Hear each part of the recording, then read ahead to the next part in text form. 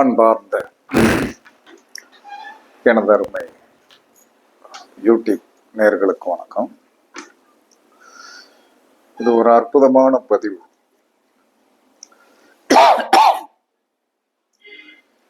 உங்களை பற்றி நீங்கள் தெரிந்து கொள்ள வேண்டிய ஒரு பெரிய ரகசியம். அந்த ரகசியம் என்பது உங்களுடைய ஆற்றல். ஆற்றல்னா உங்களுடைய பவர். நீங்கள் எத்தனை ஹார்ட்ஸ் குதிரை பவர் சக்தி உடையவர்கள் என்பதை எப்படி தெரிந்து கொள்வது? எத்தனை ஹார்ட்ஸ் பவர், உங்களுக்கு அந்த ஹார்ட்ஸ் பவர் இருக்குதா அல்லது இல்லையா? நீங்கள் யார் என்பதை தெரிந்து கொள்ள வேண்டிய முதல் ரகசியமே இதுதான். அப்ப இந்த ஹார்ட்ஸ் பவரை பத்தி எப்படி தெரிந்து கொள்வதுன்னா, D9 நவம்சம். நவாம்சத்தை வச்சுதான் உங்களுடைய திறமைகளை தெரிந்து கொள்ளலாம். லக்கணம், லக்கணாதிபதி சந்திரன்லாம் ராசியை பார்த்து எல்லாம் தெரிஞ்சுக்கிடுவீங்க.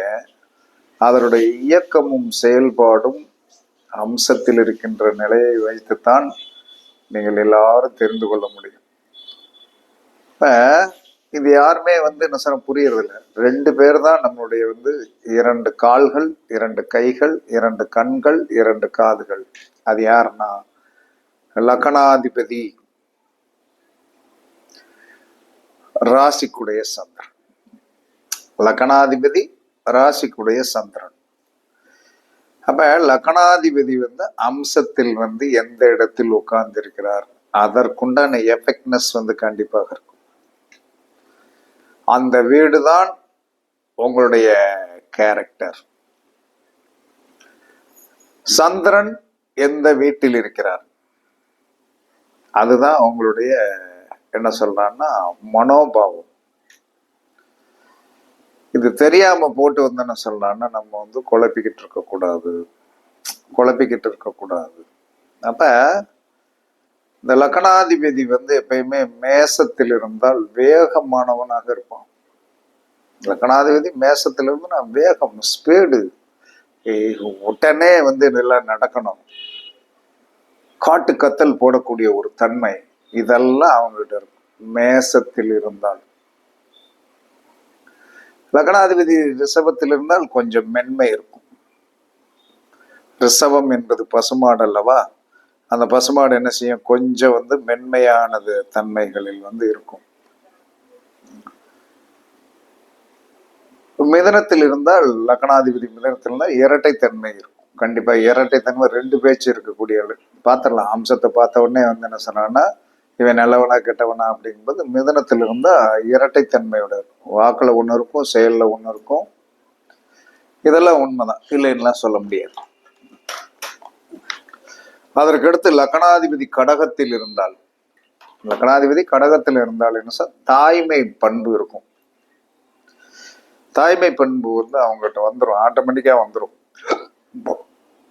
லக்கணாதிபதி சிம்மத்தில் இருந்தால் ஆளுமை பவர் இருக்கும். லக்கணாதிபதி சிம்மத்துல போய் இருந்தாருன்னா லக்கணாதிபதினா நீங்க இந்த லானா போட்டுறத வச்சு நினைக்காதீங்க. உங்களுடைய லக்கணத்திற்குண்டான கிரகம். லக்கணத்து இப்ப மேசம்னா செவ்வாய், ரிஷம்னா சுக்கிரம். இந்த இது அந்த இடத்துல உட்கார்ந்தா அதோடைய ஆளுமை பவரை காட்டிடும். கன்னியில் இருந்தால் போராட பிறந்தது.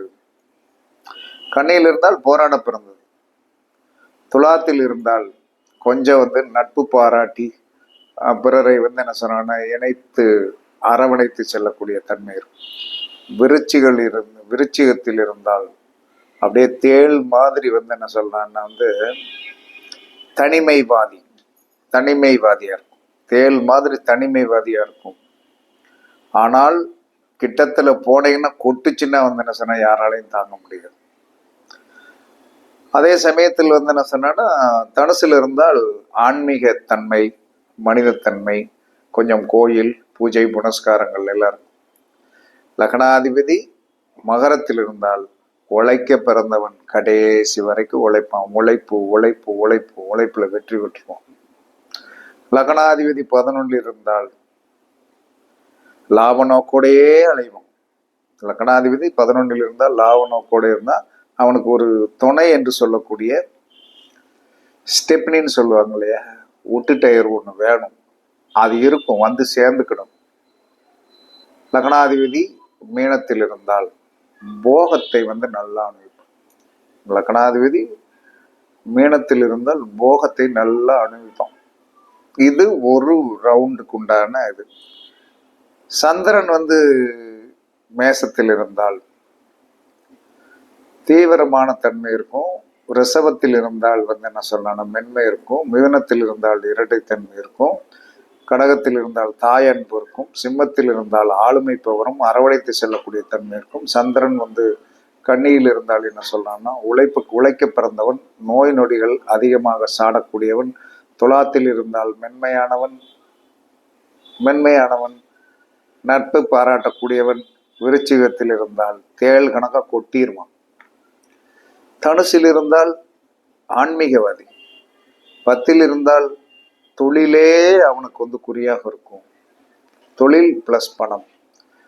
கும்பத்தில் இருந்தால் லாப நோக்குத்தான், அதே சமயத்தில் வந்து உபயோகலத்திரம் அவனுக்கு ஒன்று வந்துடும். மீனத்தில் இருந்தால் அவன் வந்து தெரிந்தே ஒரு தவறை செஞ்சுட்டே இருக்கும். லக்னாதிபதி மீனத்தில் இருந்தால், லக்னாதிபதி இல்லை, சந்திரன் மீனத்தில் தெரிந்தே ஒரு தவறு செஞ்சுட்டு இருப்பான். அதுக்குண்டான தண்டனை அனுபவிச்சுட்டு இருப்பான். ஆனால் தெரிஞ்சு செஞ்சுட்டே இருப்பான். இதுல என்ன சார் வித்தியாசத்தை கண்டே? வித்தியாசம் இருக்கு. லக்னாதிபதி என்று சொல்லக்கூடியவர் உங்களுக்கு வந்து நெருப்பு காற்று ராசிகளில் இருந்து, சந்திரனும் நெருப்பு காற்று ராசிகளில் இருந்தால், உங்களுடைய மனோநிலை என்பது ஒரே குறியாக இருக்கும், ஒரே குறியாயிரும். லக்னாதிபதி நெருப்புல, சந்திரனும் காற்றுல அல்லது நெருப்புல இருந்தால் உங்களுடைய இலக்கு வந்து என்ன சொன்னா பயன்பாடுடையதாக இருக்கும். சீக்கிரமா வெற்றி பெற்றுவீங்க. லக்னாதிபதி நெருப்புலையும் காற்றுலையும் இருந்து சந்திரன் வந்து என்ன சொல்றான்னா, தண்ணீரிலும் மண்ணிலும் இருந்தால் இது ஒரு பக்கம் இழுக்கும், இது ஒரு பக்கம் இழுக்கும். அப்ப கருத்து ஒருமித்த தன்மையாக இருக்கிற ஆற்றல் ரெண்டு பங்கா பிரிஞ்சிடும். அதாவது வந்து ஒரே புள்ளியை இலக்காக உள்ளது வந்து என்ன சொன்னா, எது காற்றும் நெருப்புல இருந்தா ஒரே புள்ளி இலக்கானது, தண்ணீரும் மண்ணும் இருந்தா ஒரே புள்ளி இலக்கானது. அப்ப எதிரான சக்திக்கு போயிருச்சுன்னா, காற்றுக்கும் நெருப்புக்கும் எதிரி யாரு? மண்ணும் தண்ணீரும். அப்ப இது மாறி போயிருச்சுன்னா கருத்து வேற்றுமைகள் வந்து மனுஷனுக்கே வந்துடும். இவனுடைய ஆற்றல் வந்து ரெண்டு பக்கமா பிரியும். சந்திரன் ஒரு பக்கத்துல இழுப்பார், நான் சொல்றதை கேளு. லக்னாதிபதி ஒரு பக்கத்துல இழுப்பார். அப்ப இந்த நாள்தான் மனிதன் கருத்து ஒற்றுமை வந்து இருக்காது. அந்த மாதிரி இறைவன் கொடுக்கணும், நம்மளா அமைச்சுக்கிடலாம் முடியாது. இறைவன் கொடுக்கறதா இதுதான். அப்ப அல்லது என்ன சொன்னான்னா, ஒண்ணு லக்கணத்துக்கு உண்டான கேரக்டர் மட்டும் வச்சுக்கிடணும், சந்திரனுக்கு உண்டான கேரக்டரை விட்டுறணும். அது மாறி கிடக்குது, வேண்டாம், அது எப்பயுமே கொலைக்கு போட்டுக்கிட்டு இருப்பான் அப்படின்னு சொல்லிட்டு. இல்ல சந்திரன் நிற்கின்ற இடத்துக்கு உண்டான கேரக்டரை வச்சுட்டு லக்னாதிபதி கேரக்டரை விட்டுறணும். இது மனிதனால் விட முடியுமா அப்படின்னா, ரொம்ப தெளிவான ஒரு ஆன்மீகம் தெரிஞ்ச, ஜோதிடம் தெரிஞ்ச நபருக்கு தான் நாம இப்படித்தான் இருக்கணும்னு தெரியும். ஆனால் இதெல்லாம் தெரியாமத்தான் என்ன சொல்றான்னா, இந்த சின்ன குழந்தைகள் குழம்புற மாதிரி. அதனாலதான் ஜோதிட புத்தகத்தை எடுத்து ஓடுவான். நான் விடுவாங்களான்னு நினைக்கேன், வைக்கலாமா போகலாமா அப்படின்னு. விடுவாங்களான்னு நினைக்கேன்னா வந்து என்ன சொல்றேன்னா, இன்னொருத்தட்ட கேட்டுதான் வாங்கினா அப்படின்னு வந்து என்ன சட்டமா இருக்குது? அப்படி கிடையாது. அப்ப இவனுக்கு வந்து என்ன அந்த தெளிவில்லாத ஒரு தன்மை வரும்போதுதான், இந்த குழந்தை என்ன படிக்குமியா, அந்த குழந்தை ஒண்ணு விரும்புதியா, நான் இதை விரும்புறேன்யா அப்படிங்கிற இந்த கருத்து வேற்றுமை இரு மைய புள்ளிகளுக்கு போயிருது. ஒரு மையப்புள்ளியில் இருந்தால் எவனாலே வந்து ஒண்ணும் பண்ண முடியாது, யாராலையும் ஒண்ணுமே பண்ண முடியாது. நீங்க நினைக்கலாம் வந்து என்ன சொல்றோம்னா, ஒரு மைய புள்ளியில் இருப்பவள் காற்று நெருப்பில் ரெண்டு பேருமே என்ன சொன்னான்னா இருந்து விட்டால், காற்றுல இருக்கலாம் நெருப்புல இருக்கலாம், ரெண்டு பேருமே இருந்து விட்டால் அவர்கள் எப்பயுமே என்ன செய்வார்கள் என்று சொன்னால், எதையும் பெரிதாக கண்டுகொள்கின்ற மனோநிலையில் இருக்க மாட்டாங்க, எதையும் பெருசா கண்டு இருக்க மாட்டாங்க. ஆனால் காரியத்தை கனகச்சிதமாக முடிச்சு விடுவார். காரியத்தை ஏன்னா அவனுக்குடைய இலக்கு என்ன சொல்றான்னா, ரயில் தண்டவாளம் மாதிரி இல்லை, அவனுடைய இலக்கு இப்படி வந்து சேர்ந்துருது. சந்திரனும் லக்னாதிபதியும் ஒரே கேரக்டர். மண்ணும் தண்ணீரில் இருந்தாங்கன்னாலும் அல்லது காற்றும் நெருப்பில் இருந்தாலும் ஒரே கேரக்டர் வந்துடும். எப்படி இருந்தாலும் அவங்க முட்டியாகணும். ஆமா, இவர் எங்க இருந்தாலும் என்ன சொன்னாலும் இவர் கூட சேர்ந்தாகணும். ஆனால் எதிர்ப்பக்கம் இருந்து விட்டார் என்று சொன்னால் நீங்கள் யாராலையும் ஒன்றும் செய்ய முடியாது. இதனாலதான் வந்து என்ன சொன்னா, கருத்து வேற்றுமைகள் போற இடத்துல வந்து என்ன சொன்னா, நம்ம எய்ம் பண்ணி ஒன்று போவோம், அது ஒன்று எய்ம் பண்ணி சரி இழுத்துட்டு கிடக்கும். அப்ப அவங்ககிட்ட வந்து என்ன சொன்னானே, என்னையா நான் என்னத்தை கேட்டுட்டு இருக்கேன், நீ என்னத்தையா சொல்லிட்டு இருக்க அப்படின்னு சொல்லக்கூடிய அதாவது வந்து விரண்டாவாதங்கள் வருவதற்கு காரணமே இந்த 2 கிரகங்கள் தான். அதனாலதான் இறைவன் படைப்பிலே வந்து ஆற்றல் மையம் என்பது என்ன சொல்றான்னா, ஒரு நிலைப்பாடோடு இருக்கணும். ஆற்றல் மையங்கள் ஒரு நிலைப்பாடோடு இருந்ததுன்னா அவன் குறி வச்சு அடிக்கிறது கரெக்டா இருக்கும், சக்சஸ் பண்ணிடுவான், எந்தவித பிரச்சனையும் இருக்காது, சூப்பரா இருப்பான், எந்தவித பாதிப்பு தன்மைகளும் வராது. ஆனால் சில குழந்தைகள் ஒரு பிடிவாதம் பிடிக்கும் பார்த்துக்கணும், எனக்கு இதான் வேணும், இப்படித்தான் அப்படின்னு சொல்லி இந்த லவ் மேரேஜ் எல்லாம் நடக்குது என்னத்துக்கு? அது பின்னாடி வர்றதை பத்தி வந்து என்ன சிந்தனை எல்லாம் பண்றது கிடையாது. அப்ப என்ன சொல்றாங்க அப்படின்னா, எனக்கு இது வேண்டும், நான் வந்து இதைத்தான் சாப்பிடுவேன், எனக்கு இதுதான் ஏற்றுக்கொள்ளக்கூடியது, இதைத்தான் சாப்பிடுவேன். சில பேர் என்ன சொல்றாங்கன்னா, இந்த சந்திரனும் லக்கணத்தின் அதிபதியும் வெவ்வேறு கருத்து மோதல் இருக்கும், வீட்டுக்குள்ள ஒரே வீட்டுக்குள்ளதான் இருப்பாங்க. ஆனால் வந்து என்ன சொல்றான்னா, வெளி உலகத்திற்கு வந்து அந்யோன்யமான தம்பதிகள் மாதிரி தெரியும், ஆனா விரிசல் இவ்வளவு விழுந்து கிடக்கும், விரிசல் கண்டிப்பாக விழுந்து கிடக்கும். இதெல்லாம் வந்து என்ன சொன்னா, பரீட்சித்து பார்த்தீர்கள் என்று சொன்னால் கன்ஃபார்ம்டான உண்மை. அப்ப இந்த ஆற்றல் மையங்கள் வந்து இரு பிரிவாக இருந்தால் ஏதாவது ஒரு பிரிவை நீங்கள் எடுத்துக்கொள்ளுங்கள், லக்கணத்தின்படி எடுத்துக்கொள்ளுங்கள். சந்திரனுடைய மனதை வந்து என்ன சொன்னா வந்து சொல்றதை கேட்காதீங்க. லக்கணம் வந்து என்ன சொன்ன, லக்கணம் வந்து என்ன சொன்ன, லக்கணத்தை பத்தி உங்களுக்கு தெரியாது. சந்திரனை விட வந்து லக்கணம் ரொம்ப பாஸ்டானது. ஒரே நாளில் வந்து 24 மணி நேரத்துல வந்து 12 கட்டத்தை சுத்தி வந்துருவார். ஏன்னா 2 மணி நேரம் தான் ஒரு கட்டம். அந்த ஒரு கட்டத்தை வந்து லக்கணம் வந்து சுத்தி வந்து நின்று மறுநாள் காலையில வந்து அங்க வந்து நிற்கும் அந்த புள்ளியில. ஆனால் சந்திரனுக்கு எவ்வளவு நாள் ஆகும்? 27 நாள் ஆகும். 30 நாள் ஆகுன்னே வச்சுக்கிடுங்க. 2.5 நாள் 12 12 24 12 6 30 நாள் ஆகும். அவர் ஒரு புள்ளியில ஆரம்பிச்சு இன்னொரு புள்ளியை வந்து முடிக்கிறதுக்கு 30 நாள் ஆகும். அப்ப நீங்கள் எப்பயுமே அதனாலதான் என்ன சொன்ன, மனம் போன போக்கில் போக வேண்டாம், மனம் போன போக்கில் போக வேண்டாம் என்று முன்னோர்கள் சொன்னதுக்கு காரணம். அதனால் உங்களுடைய லக்கணாதிபதி என்று சொல்லக்கூடியவர் எந்த இடத்தில் இருக்கிறாரோ, அது என்ன பஞ்சபூதமோ அந்த பூதத்துக்குண்டான கேரக்டரை வந்து என்ன சொன்னா, நீங்கள் கரெக்டா வச்சுட்டு போனீங்கன்னா நீங்க ஜெயிச்சிருவீங்க, இல்லைன்னா தோத்து போயிடுவீங்க. ஏன்னா அது வீரியமானது, இருக்கிறதுலே சிறந்தது என்ன சொன்னா லக்கணம். இந்த லக்கணம் வந்து வேகமாக பாஸ் ஆகக்கூடியது. இப்போ ஒரு கட்டம் போட்டு பார்த்துருப்போம், 2 மணிக்கு ஒரு மேச லக்கணம் வந்திருக்கும், 4 மணிக்கு என்ன சொன்னான்னா இந்த ரிசர்வ் லக்கணத்துல இந்த லக்கண புள்ளி நிற்கும்.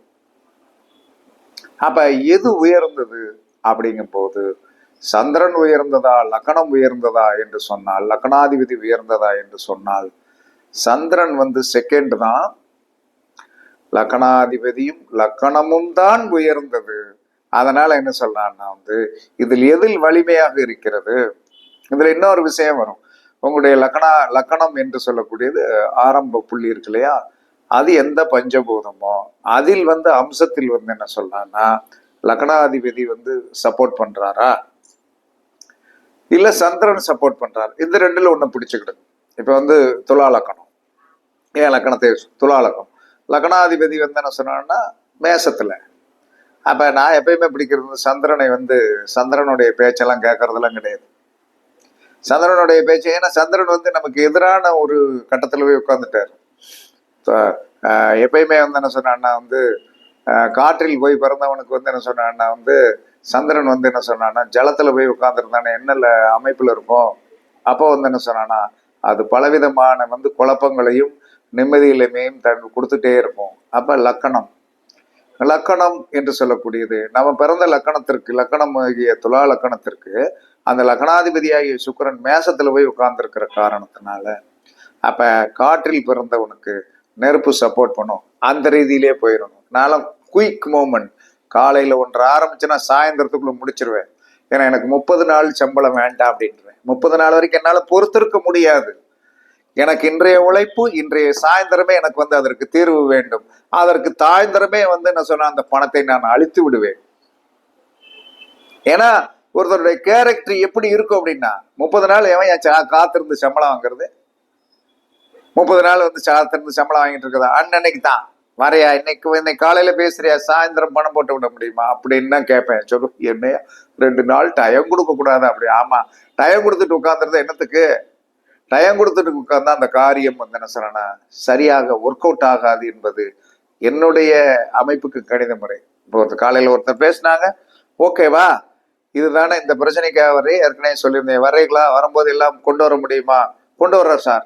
சரி, சாயந்தரம் போகும்போது எல்லாத்தையும் முடிச்சு வாங்கிட்டு போங்க அப்படிங்கிறது எந்த திறமையில் என்று சொன்னால் லக்கணாதிபதி, லக்கணாதிபதி அதற்கு சாதகமான இடத்துல போய் உட்கார்ந்துட்டார். இதே வந்து என்ன சொன்னா சாதகம் இல்லாத இடத்தில் உட்கார்ந்து இருந்தார். வந்தவன் என்ன செய்யறான், ஒரு 5 நாள் கழிச்சு ரெடி பண்ணி கொண்டு வரேன் சார். சரியா சார்? அப்படி நம்மள என்ன செய்வோம், அப்படியாங்க, சரிங்க அப்படின்ட்டே போயிட்டு இருக்கோம். அது வந்து நமக்கு தேவையில்லை. தேவையில்லைன்னு என்னுடைய அமைப்புக்கு தேவையில்லை. மற்றவர்கள் அப்படி நடந்துட்டு இது மாதிரி தான் உங்களுடைய வாழ்க்கை நடந்துகிட்டு இருக்கும். அந்த ஆற்றல் மையம் என்பது இப்படித்தான் நடந்துட்டு இருக்கும். அப்ப ஆற்றல் மையம் 2 பகுதிகளாக இருந்தால் அவர்கள் கொஞ்சம் வந்து என்ன சொன்னா கொஞ்சம் பலவீனமானவர்கள். ஆற்றல் மையம் வந்து என்ன சொன்னா சந்திரனும் லக்னாதிபதியும் ஒரே ஆற்றல் மையத்துக்குள்ள போனாங்களாம். நெருப்பு காற்றுக்குள் இருந்தாலும் மண்ணு தண்ணீருக்குள் இருந்தார்கள் என்று சொன்னாலும் அவர்கள் சக்சீடட் மேன் தான். அதே சமயத்தில் லக்னாதிபதி லக்னாதிபதி ஒரு அமைப்பில் இருந்தால் அதை பிடித்துக் கொள்ளுங்கள். இல்ல அதுல சரியில்லைன்னா உங்களுடைய சந்திரன் இருக்கின்ற ராசி அதற்கு சப்போர்ட் பண்ணக்கூடிய ராசி. சப்போர்ட் பண்ணக்கூடியது சந்திரன் வந்து கும்பத்தில் உட்கார்ந்துருக்காரு. சப்போர்ட் பண்ணக்கூடியது யாரு? எது ஒன்று காற்று சப்போர்ட் பண்ணும், நெருப்பு சப்போர்ட் பண்ணும். அப்படி சந்திரன் இருக்கணும். கும்பத்துல சந்திரன் இருக்காருன்னா போய் வந்து கும்பத்தில் சந்திரன் இருக்கிறவனுக்கு அம்சத்தில் போய் வந்து என்ன சொல்றான், மேசம், மிதனம், சிம்மம், அதற்கடுத்து துலாமை, தனுசு, இந்த இடங்களில் வந்து உங்களுக்கு சந்திரன் அம்சத்தில் இருந்தால் அந்த சந்திரன் வந்து உங்களுக்கு என்ன ஜெகஜோதியாக ஒர்க் அவுட் பண்ணி கொடுத்து ஈஸியா முடிச்சு கொடுத்துருவார். அப்படி இல்லாமல் அவர் ஜலத்திலோ மண்ணிலோ போய் உட்கார்ந்திருந்தால் கண்டிப்பாக டக்கப்போர் என்பது உறுதி. அதுல மாற்று கருத்து கிடையாது. அதே சமயத்துல லக்கணம் நின்ற இடம், லக்கணாதிபதி நின்ற இடம் அம்சத்தில் போய் லக்கணம், இப்ப எனக்கு லக்கணம் வந்து நெருப்பு வீட்டுல நிக்குது, அம்சத்திலேயே நெருப்பு வீட்டுல இருக்குது, நோ ப்ராப்ளம். ஒரே தீயில வந்து வாங்கி அடிச்சிட வேண்டியதான். அப்படித்தான் இன்னைக்கு 27 வருஷமா இந்த ஜோதிடத்துறைக்குள்ள உட்கார்ந்துட்டேன்னு சொன்னா அந்த மாதிரி தான். அப்படி போய்தான் வந்து ஜெயிச்சோமே தவிர இதை எல்லாரும் ஆற்றல் மையங்கள் என்ன சொல்றான்னா 2க்கும் பாதகமா இருந்துடக்கூடாது. அம்சத்துல வந்து ராசியில வந்து சந்திரன் ஒரு இடத்துல இருக்கிறான், ஒரு சார்ந்த இடத்துல இருக்கான், அம்சத்துல வேற இடத்துல இருக்கான், அது ஒன்றும் செய்ய முடியாது, கொஞ்சம் பிரச்சனையா இருக்கும். அதே சமயத்தில் லக்னாதிபதி ஒரு சாரத்தில் இருக்கான், அம்சத்திலையும் வேற சார்க்கு, இவங்க பூரா திண்டாடுவாங்க. விவரமா சொல்லிடுறேன். இப்ப ஒருத்தர் மேச லக்கணம் என்று சொன்னால் அவருடைய லக்னாதிபதி நெருப்பும் காற்றிலும் இருந்தால் ஓகே. ஒருத்தர் மேச ராசி, ஒருத்தர் வந்து ரிஷப ராசி, அவருடைய சந்திரன் வந்து என்ன சொல்றான்னா கடகத்திலேயோ கன்னியிலேயோ விருச்சிகத்திலேயோ மகரத்திலேயோ மேனத்தில் இருந்தால் அவர் லக்கி மேன். இப்படித்தான் ஆற்றல்கள் செயல்பட்டு கொண்டிருக்கிறது. நீங்கள் இதை கவனித்து செயல்படுங்கள். 2 பக்கமும் எனக்கு சாதகம் இல்லை என்று இல்லை. D9ல பாருங்க, நம்மளுடைய சந்திரன் நிக்கிற இடத்துக்கும் அம்சத்துல சந்திரன் நிக்கிற இடத்திற்கும் ஒத்து போகுதான்னு பாருங்க. நம்மளுடைய லக்னாதிபதி ராசியில நிக்கிறதுக்கும் அம்சத்தில் நிக்கிறதுக்கும் ஒத்து போகுதான்னு பாருங்க. ஏதாவது ஒன்று ஒத்து போக வேண்டும் என்று சாஸ்திரம் சொல்லுகிறது. ஒன்ன வச்சு அடிச்சிடலாம். 2மே ஒத்து போனா லக்கி மேன் தான். ரெண்டுமே ஒத்து போகலைனா, ஒன்று நாள் ஒத்து போகல, ரெண்டும் ஒத்து போகலைனா அவர்கள் போராட பிறந்தவர்கள் என்று சாஸ்திரம் சொல்கிறது. இது எனக்கு தெரிந்த ஆற்றல் மையம் என்று கூறி, இந்த ஆற்றல் மையத்தால் பல சாதனைகள் பண்ண முடியும் என்று சாஸ்திரம் சொல்லுகிறது. உங்களுக்கு தெரிஞ்சுக்கிடுச்சா? இதுல மேக்சிமம் கொஞ்சம் ஜோதிடம் படிச்சவங்க, ஆன்மீக அறிவுள்ளவங்க, ஜோதிட நுணுக்கம் தெரிஞ்சவங்க நான் சொல்வதை புரிந்து கொள்வீர்கள். பரிசித்து பாருங்கள், வெற்றி பெறுங்கள். இதை வைத்து சாதனையை பண்ணலாம் என்று கூறி உங்களிடமிருந்து விடைபெறுவது சிபிபாறை ஜோதிடர் சாதி ராகவன் ஜெயபாலாஜி. சுகமே சூழ்க, சுகமே சூழ்க. வாழ்க வளமுடன், வாழ்க வளமுடன். வணக்கம், வணக்கம், வணக்கம், வணக்கம்.